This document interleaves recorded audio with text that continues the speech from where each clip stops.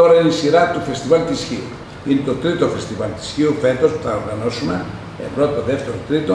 Την πρώτη φορά τιμήσαμε το μεσαιωνικό χαρακτήρα της Χίου, νοτίου Χίου. Τώρα το έχουμε γενικεύσει. Είναι ένα πνευματικό φεστιβάλ.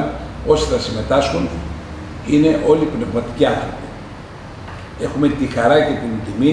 Όταν πήγα στο Αϊβαλί με πολλά παιδιά από εδώ, από τους παριστάμενους, στα εγγένεια του Μουσείου του Κότς, στο Αϊβαλί που μας είχε καλέσει και πήγαμε να συναντήσουμε τον Πατριάρχη, τον Βαρθολομαίο, από την Κωνσταντινούπολη, ο οποίος ασχολείται πολύ με τα θέματα περιβαλλοντικά.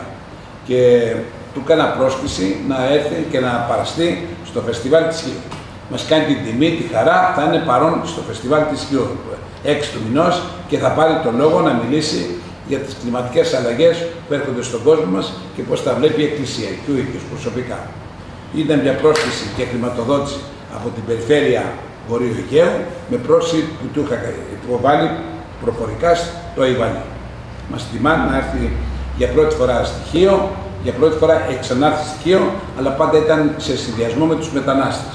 Τότε φορά θα έρθει για ελληνικούς λόγους πέραν του μεταναστευτικού. Θα τον τιμήσουμε και θα τον φιλοξενήσουμε όπως πρέπει, όπως το αρμόζει. Γιατί είναι ο πρέσβης του ελληνισμού στην Κωνσταντινούπολη και όχι με του ελληνισμού, αλλά γενικά των Ορθοδόξων.